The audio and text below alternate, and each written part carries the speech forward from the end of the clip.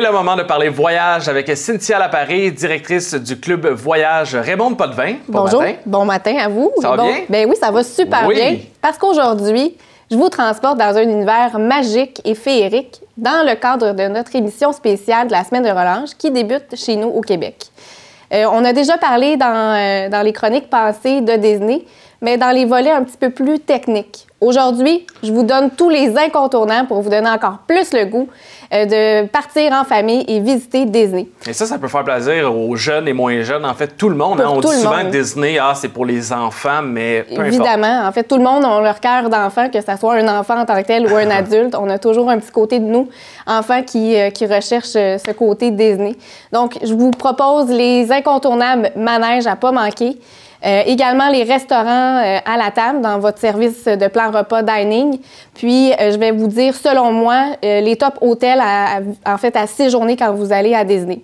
Je vais vous donner un petit hint au niveau d'une nouveauté qui s'en vient prochainement en mai prochain du côté de Disney. Puis, on clôture notre émission, évidemment, avec notre fabuleux concours qui est Voyager et ma destination en collaboration avec Transat TVSO et nous-mêmes. Je vous invite à rester avec nous jusqu'à la toute fin pour noter l'indice du jour. Oui. Donc, on commence sans tarder, Maxime, oui, avec les hôtels. Du côté de Disney, il y a en fait plusieurs hôtels. Ça, c'est le site de Disney. Donc, on a 3 catégories distinctes. On a la catégorie Value, modéré et de luxe. Dans la catégorie Value, moi, je propose toujours les hôtels All-Star qui sont vraiment 3 sections distinctes qui offrent la section Music, Movie et sport, dans l'allure des choses, donc évidemment dans la décoration avec la thématique, dans le fond, des films de Disney, sport évidemment, et musique. Sport de Disney ou juste sport? Juste sport en temps normal. Donc, dans le fond, il va y avoir des buts qui vont être placés avec des hockey, et ainsi de suite. C'est super magnifique. La section centrale, qui est la section musique, ont de l'accommodation de chambre familiale qui peut accommoder jusqu'à 5 personnes à la fois. Puis il est très bien situé. Quand on réside dans ces hôtels-là en Stern, évidemment, que ça soit n'importe quelle section, vous avez accès à toutes les commodités, que ce soit cafétéria, piscine ou ainsi de suite. Si vous voulez aller visiter, vous avez le droit, il n'y a aucun problème. Ensuite de ça, dans ma catégorie préférée, qui est la catégorie modérée, dans le fond, cette catégorie-là, au niveau de distinction entre la value et la modérée, oui, il y a un petit coût légèrement un peu plus dispendieux, mais ça vaut le coup, puisqu'on a des restaurants au lieu des cafétérias. Les chambres sont plus spacieuses, puis on a un style d'hôtel, en fait, un peu plus style resort que motel. Un petit peu plus de végétation, donc on se sent moins dans un contraste motel, comme on peut dire. Là. Exactement. Ouais. Mon hôtel préféré dans la catégorie modérée, c'est le Port-Orléans, offrant 2 sections distinctes. On a la section Riverside, puis le French Quarter. Tout ça dans un cadre féerique de la Nouvelle-Orléans. Donc, vous avez vraiment toute une décoration festive, dans le fond, thématique Nouvelle-Orléans. La proximité aussi de ce complexe-là qui est ici. Donc, on est tout près de Disney d'Entente. On peut se promener en traversier pour se rendre. Là, je dis Disney d'Entente, qui est anciennement, mon erreur, qui est anciennement le nom qu'on utilisait. Maintenant, c'est Disney Spring. OK. Donc, ils ont choisi ce thème-là. Oui, on va s'habituer. Ben oui. Donc, au niveau des hôtels de luxe maintenant, évidemment, tous les hôtels de luxe ont leur petit côté particulier, mais mon préféré est du côté d'Animal Kingdom, le Animal Kingdom Borderless Lodge, qui donne une vue sur la savane. En fait, c'est la catégorie qu'il faut prendre. Donc, vue féerique sur une reconstruction de la savane africaine avec les animaux. Donc, de votre chambre, vous pouvez voir des animaux se promener. C'est vraiment très beau. Non, peut-être. J'ai pas résidé là, mais il faudrait. C'est vraiment très impressionnant. Donc, au niveau hôtel, c'était ça mon petit hint de mes choix personnels. C'est sûr que pas mal tous les hôtels à Disney sont super bien. Ben oui. Mais ça, c'est mon top value, modéré et de luxe. Les manèges. Les manèges. Faut pas oublier, quand on va à Disney, c'est exactement pour faire les manèges. Oui. Donc, du côté de Magic Kingdom, pourquoi pas commencer par Space Mountain, qui vous plonge complètement dans le noir, dans votre petit vaisseau spatial. On se dirige en travers ce concept-là un peu cosmique. Okay. Ensuite de ça, pour les après-midi un peu plus chaudes, je vous propose le Splash Mountain pour vous rafraîchir parce que dans la dernière courbe, on se fait éclabousser. Puis c'est très impressionnant, en fait, toute la décoration qu'il y a alentour de ça. On a aussi, pour les personnes qui veulent mettre leur nerf à l'épreuve, le Haunted Mansion, qui est la maison hantée, qui est très, très bien décorée. Donc, mettez vos nerfs à l'épreuve et allez visiter ça. Okay. Du côté d'Epcot, maintenant, l'incontournable de tous les, en fait, à mon avis toujours, des manèges, c'est Soarin', qui est un simulateur qui vous donne l'impression de voler dans un monde fantastique. Donc, vous volez vraiment, là, vous êtes assis, puis toutes les images qui sont là alentour de vous donnent l'impression de voler. Ensuite de ça, on a le Mission Space qui vous donne l'impression d'être en mission intergalactique. Okay. Puis... du côté de Magic Kingdom aussi, on a le Test Track qui vous donne l'impression de pouvoir conduire votre voiture comme si vous étiez un pilote de course automobile. Okay. Ça va jusqu'à 60 000 à l'heure, donc très impressionnant. Oui. Ensuite de ça, à Hollywood Studios, on a pour les amateurs de Star Wars, le Star Trek. On a aussi le Indiana Jones qui, dans le fond, vont avoir des extraits de films, de ce film à succès, vous donnant l'impression de vivre dans le monde Indiana Jones, très impressionnant. En terminant avec Animal Kingdom pour les manèges, il faut absolument pas manquer le Kilimanjaro Safari, qui est une reconstruction comme si ça vous donnait, dans le fond, l'impression d'être en Afrique, mais vous êtes toujours du côté de Disney à Orlando. Donc, vous passez dans différents... Dans le fond, c'est un peu comme...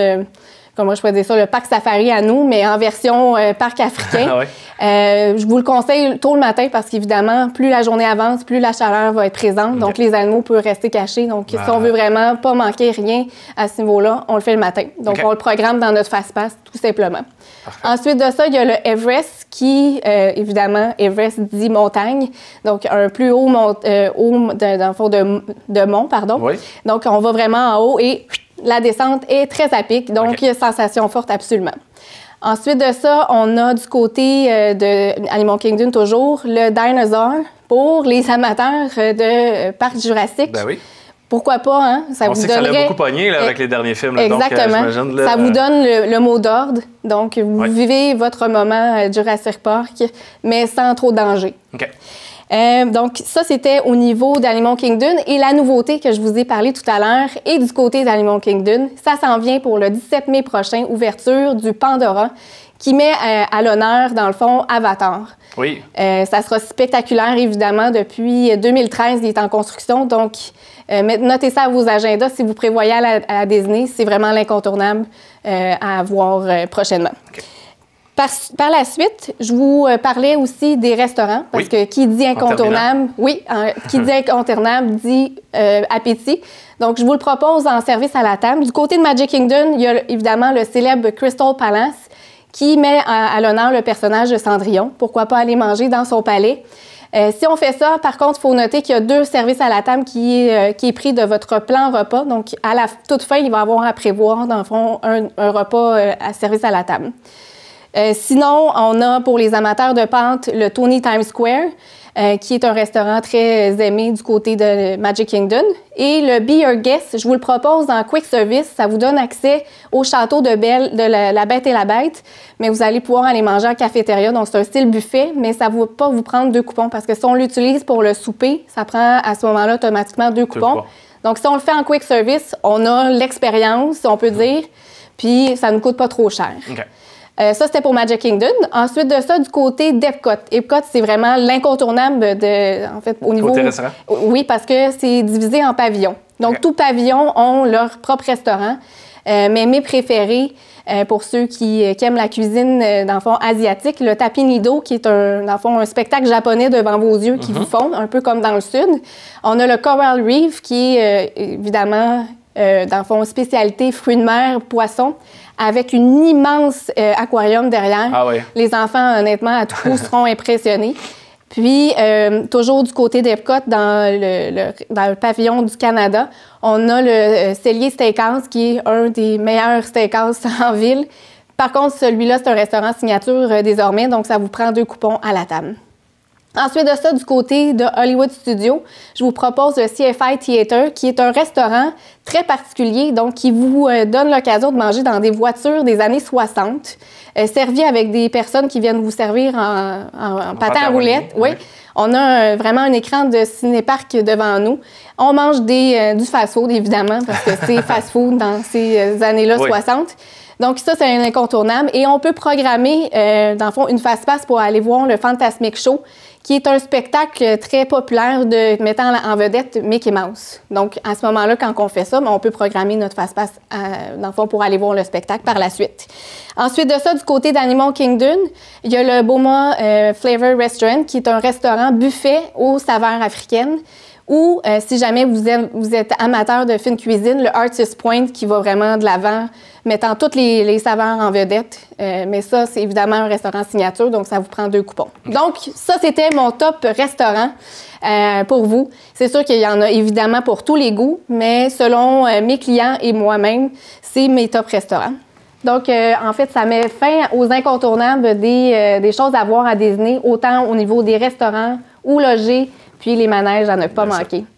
Maintenant, au niveau des avantages très importants, du côté de Transat, lorsqu'on prend un forfait de Disney, les avantages, bien sûr, le Kids Club qu'on a déjà parlé, qui vous donne le droit à votre sélection de sièges gratuite pour les enfants de 11 ans et moins. On a également la franchise de bagages gratuite de 23 kilos qui vous fait économiser par rapport aux autres opérateurs 50 $ sur votre forfait. Donc, voilà pour ce qui est de Disney.